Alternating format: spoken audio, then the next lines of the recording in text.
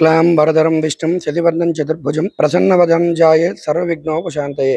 మహాప్రస్థానం TV వీక్షకులకు శ్రీ వినాయక చవితి శుభాకాంక్షలు మరియు వినాయకుని యొక్క ఆశీస్సులు ఉండాలని కోరుకుంటూ, ఈ యొక్క స్వామి వినాయకుడు మనకందరికీ కూడా తొలి ఆరాధ్య దేవుడు. మనం ఎటువంటి కార్యక్రమాలు కూడా చేసుకోవాలన్నా ఆ వినాయకుడికే మొదటిగా ఆ యొక్క తొలి పూజ చేయాలి.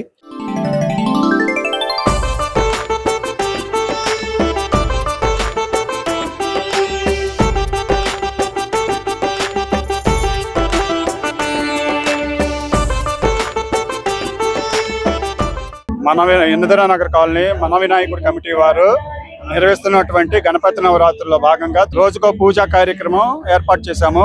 వినాయక చవితి సందర్భంగా భక్తులు అధిక సంఖ్యలో వస్తారని మేము గతంలోనే ఊహించాము. ఎందుకంటే మాకు ఈ సంవత్సరమే కాదు, ప్రతి సంవత్సరం భక్తులు తండోపతండాలకు వస్తారని తెలుసు. కాబట్టి వారికి ఎలాంటి అసౌకర్యం కలగకుండా వారికి ప్రత్యేకమైన ఏర్పాట్లు చేశాము. శ్రీకాకుళం పట్టణం నుంచి నలుమూలల నుంచి మాకు భక్తులు అధికంగా వచ్చి ప్రతిసారి ఎలా ప్రోత్సహిస్తుంటారు. బాబు, ఇక్కడ చాలా సంవత్సరాలై వినాయక చవితి పెడుతున్నారు. ఇక్కడ కమిటీ మెంబర్స్ అందరూ కూడా చాలా ఐక్యంగా చక్కగా పెడుతున్నారు. అన్నదానం కూడా చాలా గ్రాండ్ గా చేస్తారు.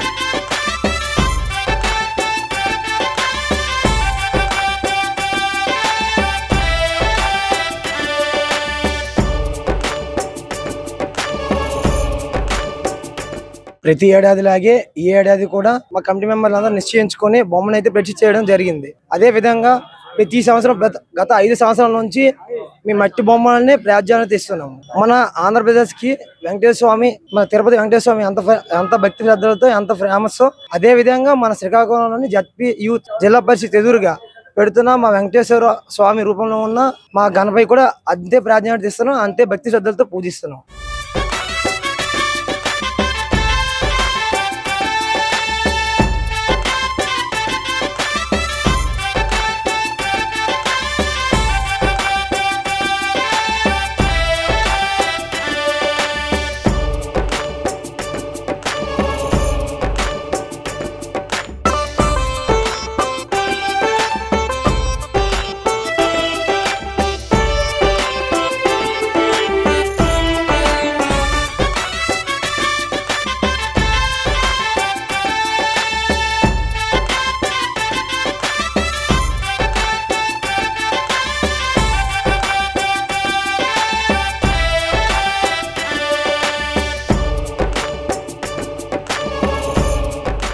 మన సాంప్రదాయాన్ని అందరి ప్రజల్లోకి తెలియపరచడానికి మట్టి విగ్రహాలు ఏర్పాటు చేశారు. 9 అడుగుల ఎత్తు మట్టితో తయారు చేసిన విగ్రహం ఎటువంటి ప్రకృతికి విరుద్ధంగా గానీ పొల్యూషన్ గానీ ఎటువంటి హాని కలగకుండా మట్టితో వచ్చిన విగ్రహం తయారు చేశారు. ఈ వినాయకుడు పూర్తిగా మట్టి వినాయకుడు అండి.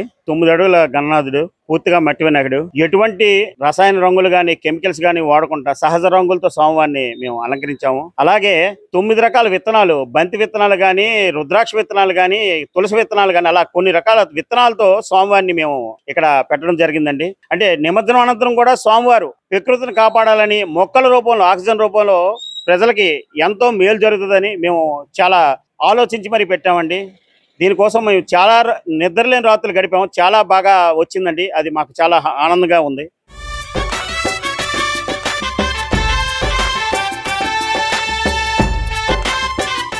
మేము చాలా బాగా చేస్తున్నాం, కానీ మాకు తగినంత గుర్తింపు రావడానికి ఉద్దేశంతో మెయిన్ రోడ్ లో పెట్టాము. లాస్ట్ ఇయర్ సేమ్ ఇదే మట్టి వినాయక చేసాం. మట్టి చేసింది ఇక్కడ మా కమిటీ, మా యూత్ పేరు పవర్ గైస్ యూత్ అసోసియేషన్. మేమేంటంటే అన్ని కార్యక్రమం మేమే చేసుకుంటాం, ఇంక్లూడింగ్ బొమ్మతో సహా. మా ఈ బొమ్మ చేసింది వీళ్ళ బ్రదరు, ముగ్గురు అన్నదమ్ములు, గోవింద్ అనేసి ఆయన చేశారు. మిగతా కార్యక్రమం కూడా మేమే చేసుకుంటున్నాం. ఇక్కడ పెట్టిన తర్వాత మాకు విశేష స్పందన వచ్చింది. అందరూ భక్తులందరూ వచ్చి చూసుకుంటున్నారు, అన్ని విధాలుగా సహకరిస్తున్నారు. పిఎన్ కాలనీ వాస్తవ్యులు, మా కొమ్మరు వేద గ్రామ ప్రజలందరూ బాగా, మేము అంతా ఇంతవరకు అయితే ఏ కార్యక్రమం సజావుగానే జరిగింది. ఇంక ముందుగా సజావుగా వినాయకుడు ఆశీస్సులు జరుగుతుందని కోరుకుంటాం. చిన్నప్పుడు అయితే వినాయక చవితి అనేది ఇంట్లో ఎక్కువ చేసుకునే వాళ్ళం. ఇంట్లో చిన్న బొమ్మలు పెట్టి చేసుకునే వాళ్ళం. తర్వాత మేము కొంత స్కూల్ ఏజ్కి వచ్చేసరికి ఊర్లో వీధుల్లో పెద్ద పెద్ద బొమ్మలు పెట్టడం, ఒక సంబరంగా జరపడం, ఇలాగన్నీ చిన్నప్పుడు అయితే అలా ఉండేవి. ఫస్ట్ ఇంట్లో బొమ్మ పెట్టి చేసుకోవడం, తర్వాత వీధులంట ఒక్కొక్క వీధిలో ఒక్కొక్క బొమ్మ, ఒక పెద్ద బొమ్మ ఒకటి పెట్టి కుర్రోళ్ళందరూ దాన్ని సెలబ్రేట్ చేయడము, భక్తి శ్రద్ధలతో బాగా సెలబ్రేట్ చేసుకోవడం అనేది ఉండేది. ఇప్పుడు చూస్తుంటే ఎక్కడ చూసినా మనకి అద్భుతమైనటువంటి మంచి ఇప్పుడు మా పిఎన్ కాలనీలో అయితే ఇంకా చెప్పడానికి కూడా అంత అద్భుతంగా విగ్రహాన్ని మాత్రం తయారు చేశారు. ఈ కమిటీ మెంబర్స్ అయితేనేమి వీళ్ళందరూ చాలా, అంటే ఆ భక్తి, ఆ ఇంట్రెస్ట్ ఉంటేనే ఇలాంటి అద్భుతమైనటువంటి కార్యక్రమం ఇది దైవభక్తి కార్యక్రమము చాలా అద్భుతంగా జరిపారు. వాళ్ళందరికీ ఈ సందర్భంగా నేను అభినందనలు తెలియజేస్తున్నాను.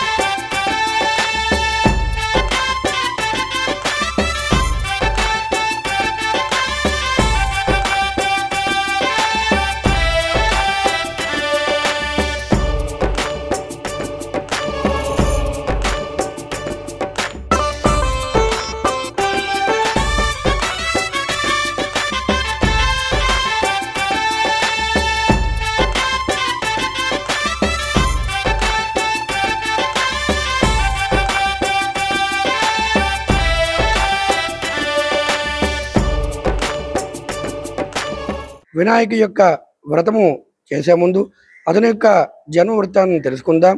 ఆనాడు గజాసురుడనే రాక్షసుడు ఉండేవాడు. అతడు మహాశివభక్తుడు. అతడు ఘోరమైన తపస్సు చేయగా శివుడు ప్రత్యక్షమై అవుతాడు. వరం కోరుకో, ఏం కావాలయ్యా కోరుకోమంటాడు. చెప్పమనగా వెంటనే నాయన నువ్వే నాకు వరంగా కావాలని చెప్పగా దాంతో చేసేది లేక పరమేశ్వరుడు అతని యొక్క కుక్షిలోకి చేరిపోతాడు. అయితే సృష్టి స్థితి లయకారకుడు పరమేశ్వరుడు. పరమేశ్వరుడు లేని లోకాలన్నీ తలడిల్లిపోతాయి. అంతటా పార్వతీదేవి మరియు దేవతలందరూ కలిసి విష్ణుమూర్తి దగ్గరికి వెళ్ళి, తండ్రి ఆనాడు భస్మాసురుడి నుండి స్వామిని రక్షించావు కాబట్టి ఈసారి కూడా వెళ్ళి ఆ గజాసుని నుండి నువ్వే స్వామిని విడిపించాలయ్యా అని చెప్పగా శ్రీ మహావిష్ణువు ఆలోచించి ఆ నందీశ్వరుని గంగరిద్వారగేష్గా తయారు చేసి ఆ యొక్క గజాసురుని దగ్గరికి వెళ్ళి ఆటపాటలతో మెప్పించారు స్వామి. దాంతో అయ్యా మీరు మాకు ఆనందాన్ని కలిగించారు, మాకు ఏ వరం, మీరు ఏ విధంగా మిమ్మల్ని తృప్తి చెయ్యాలి, మీకు ఏ వరం కావాలనగా నాయనా గజాసుర మాట ఇచ్చావు తప్పకదా అని చెప్పగా లేదు నేను తప్పని చెప్పగానే వెంటనే ఆ మహావిష్ణువు అందరూ కూడా నిజ రూపంలో వచ్చి నాయన ఇది ఆషామాషి గంగిరెద్ది కాదయ్యా నందీశ్వరుడు, ఆ నందీశ్వరుని యొక్క ప్రభు అయిన పరమేశ్వరుని బంధించి వేసేవే కాబట్టి ఆ నందీశ్వరుడికి ఆ ప్రభువుని పంపించు అని చెప్పి కోరుకోగా అప్పుడు గజాసురుడు పొట్టలో ఉన్న శివుడితో స్వామి నాకు మరణ సమయం ఆసన్నమైన తెలుస్తోంది కాబట్టి నా శరీరానికి ధన్యత చేకూర్చండి అని చెప్పేసి ప్రార్థించాట. వెంటనే సరే తథాస్తు అని చెప్పాట పరమేశ్వరుడు. వెంటనే గజాసురుడు అయ్యా మీరు స్వామిని పట్టుకెళ్ళవలగా చెప్పగా అతడు వెంటనే నందీశ్వరికి సైగ చేశారు స్వామి. వెంటనే నందీశ్వరుడు వెళ్ళి కొమ్ములతో చేర్చగా స్వామివారు వచ్చారు. వచ్చి వెంటనే పరివారంతో పాటుగా కైలాసాన్ని బయలుదేరారట. అయితే కైలాసంలో ముందుగా పార్వతీకి వార్త తెలిసిందట. దాంతో చాలా రోజులైంది కదా స్వామివారు వస్తున్నారని మిక్కిలి ఆనందపరచాలై ఆమె నలుగు పిండితో అభ్యంగన స్థానం సిద్ధమై ఓ బొమ్మను తయారు చేసింది. ఆ బొమ్మకి చక్కగా కుదరడంతో వెంటనే తన తండ్రి అయిన పర్వతరాజు ఉపదేశించిన గణేష్ మంత్రంతో చక్కగా ప్రాణ ప్రతిష్టాపన చేసింది. ఆ బాలుడికి నాయన నేను అభ్యంగన స్నానానికి వెళ్తాను, ఎవరికి లోపలికి విడిపించుకో అని చెప్పింది. కానీ చిన్న పొరపాటు చేసింది. అయ్యో నాయన నీ తండ్రి గారు వస్తారని చెప్పడం మర్చిపోయింది. అయితే వెంటనే ఆ తల్లి స్నానానికి వెళ్ళింది. ఈ బాలుడు ఉన్నాడు. ఈలోపు పరమేశ్వరుడు ప్రమథగణాలందరూ కూడా వచ్చారు ఆనందంగా. అయితే ఆ ప్రమథగణాలు లోపలికి వెళ్లకుండా అడ్డుకున్నాడు ఈ యొక్క పరమేశ్వరుడికి కూడా ఈ బాలుడు. దాంతో వాదోపవాదాలు జరిగాయి. ప్రమథగణాలు ఆ బాలుడి ముందు ఓడిపోయాయి. ఆఖరికి ఆ పరమేశ్వరుడు ఇంకా తట్టుకోలేక కోపానికి లోనై త్రిశూలంతో ఖండించి వేశాడు బాలుడి శరీరాన్ని. దాంతో నిర్జీవుడై పడిపోయాడు బాలుడు. లోపల వెళ్ళి ఎవరా బాలుడు, ఏమిటా వృత్తాంతం అని పార్వతీదేవికి అడగ్గా, అయ్యో ఎంత పని జరిగిందని పార్వతీదేవి చెప్పింది. ఈ విధంగా అంతా చెప్పి బాధపడుతుండగా, లేదు పార్వతి అని చెప్పి ఆ గజాసురుడికి ఇచ్చిన మాట మీదకు ఉత్తరముఖంగా పరుండి ఉన్న ఆ గజాసుని యొక్క శిరస్సుని ఖండించమని ఆజ్ఞాపించాడు స్వామి. వెళ్ళి తీసుకొచ్చారు ఆ యొక్క గజాసురుని. ఆ శిరస్సుకి ఆ బాలుడికి ప్రతిష్టాపన చేశాడు. ఆ రోజు నుండి గజానుడు గజముఖుడైనాడు స్వామివారు. తర్వాత కుమారస్వామి జన్మించారు. ఆ కుమారస్వామి జన్మించగా వారిద్దరికి కూడా జనులందరూ వచ్చి అడిగారు, స్వామి మేము ఏదైనా పూజ చేయాలంటే దానికి విఘ్నం లేకుండా ఒక అధిపతి ఉండాలి కాబట్టి మరి ఆ ఇద్దరు పుత్రుల్లో ఎవరికి విఘ్నాధిపత్యము? అయితే పెద్దవాళ్ళైన విఘ్నేశ్వరుడికి విఘ్నాధిపత్యం ఇవ్వాలి గజానుడికే. కానీ కుమారస్వామికి చిన్న భేదం ఉంది. ఏమి? ఆయన మరుగుజ్జు స్వామి, పట్టుంటుంది కాబట్టి నేను ఆ విఘ్నాధిపత్యం తీసుకుంటానని. కాబట్టి కుమారస్వామికి చిన్న గుణపాఠం చెప్పే విధంగా స్వామి పరీక్ష పెట్టారు పరమేశ్వరుడు. ఇద్దరు కుమారులు పిలిచి, నాయనలారా ఈ యొక్క ముల్లోకాల్లో ఉన్న నదులన్నింటిలో కూడా ఎవరు ముందుగా వెళ్ళి స్నానం చేసుకుని వస్తారో వారికి విఘ్నాధిపత్యం వసంగుతాను అని చెప్పగా వెంటనే ఆ యొక్క కుమారస్వామి నవల వాహనం మీద వెళ్ళిపోయాడు. అయితే ఈ గజానుడి పాపం బాధపడుతున్నాడు. తండ్రి నాది మూషిక వాహనం, నేను ఎక్కడికి వెళ్ళలేను కాబట్టే నా అసమర్థతను తెలియజేయడానికే ఈ ఇటువంటి పరీక్ష పెట్టారా అని చెప్పి బాధపడుతుండగా, లేదు నాయన, నారాయణ అంటే నదులకు అధిపతి, జలానికి అధిపతి అని స్వామికి అర్థము. అంటే నదులన్నీ కూడా ఆ యొక్క నారాయణ ఆధీనంలో ఉంటాయట. ఆయన యొక్క పాదోద్భవి గంగ, ఆయన పాదాల నుంచి ఉద్భవించిన గంగ కాబట్టి ఆ నారాయణ మంత్రాన్ని జపిస్తే పుణ్యనదుల్లో స్నానం చేసిన ఫలితం కలుగుతుందని చెప్పగా ఆ స్వామి గజానుడు నారాయణ మంత్రం జపిస్తూ ఆ తల్లిదండ్రుల చుట్టూ ప్రదక్షిణ చేశాట. దాంతో ఈ కుమారస్వామి ఎక్కడికి వెళ్ళినా కూడా అక్కడ ఎదురుగా స్నానం చేసి నిలబడ్డాడు గజానుడు. దాంతో తప్పును తెలుసుకున్నారు. కుమారస్వామి వచ్చి ఆ తండ్రి దగ్గరికి వచ్చి, నాన్నగారు నా అపరాధాన్ని మన్నించండి, పెద్దవారైన గజానుడికే విఘ్నాధిపత్యం వసమనగా ఈ భాద్రపద చవితి నాడు ఆ యొక్క దేవతలందరి సమక్షంలో పరమేశ్వరుడు దేవతలందరూ కలిసి ఆ గజానుడికి విఘ్నాధిపత్యం వసంగారు. ఆ రోజు నుండి కూడా ఆ గజానుడు విఘ్నేశ్వరుడు, విఘ్న నాయకుడు, ఆ యొక్క గణేశుడు గణపతి అయినాడు. ఈ విధంగా ఆ భాద్రపద చవితి నుండి 9 రోజుల పాటు నవరాత్రులుగా ఆ యొక్క స్వామివారిని విశేషమైన కుడుములతో, ఉండ్రాలతో ఈ విధంగా ఆరాధించడం ఆనాటి నుండి తరతరాల నుంచి వస్తున్న సాంప్రదాయము. స్వామి, అదే విధంగా ఇప్పుడు ఏంటంటే గణపతి మండపాల్లో తీసుకోవాల్సిన జాగ్రత్తలు ఏంటి, పాటించాల్సినటువంటి నిబంధనలు ఏంటి? ఇంకో విషయం చెప్తాము. ఏంటంటే వాస్తవంగా ఇది ఎప్పుడూ కూడా ప్రతి ఒక్కరూ ఇంటి దగ్గరే జరుపుకునేవారు. అయితే 1893లో బాలగంగాధర తిలక్ గారు ఆయన భారతీయులందరినీ, ముఖ్యంగా హిందువులందరినీ ఏకంపరచాలి. ఎందుకంటే హిందువులందరూ కూడా లేదంటే భారతీయుల దగ్గర గుమిగూడితే దాన్ని నిషేధించేది బ్రిటిష్ వారు.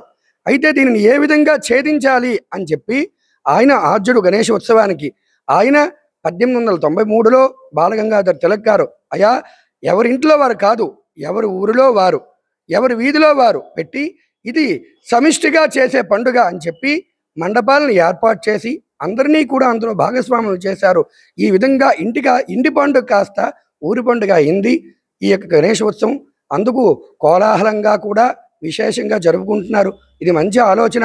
ఎందుకంటే మనలో ఉన్న తారతమ్యాలని పోగొట్టి అందరూ కలిసి చక్కగా కలుపుకొని చేసుకునే పండుగ ఈ యొక్క గణేష నవరాత్రులు. ముఖ్యంగా ఈ గణేష నవరాత్రులు చేసేటప్పుడు పిల్లలు అందరూ కూడా భక్తి శ్రద్ధలతో చేసుకోవాలి. అట్లాగే ఈ కొద్దిగా విద్యుత్ దీపాలు అవి పెట్టేటప్పుడు కూడా ఎంతవరకు అవసరమో అంతవరకే వినియోగించుకోవడం.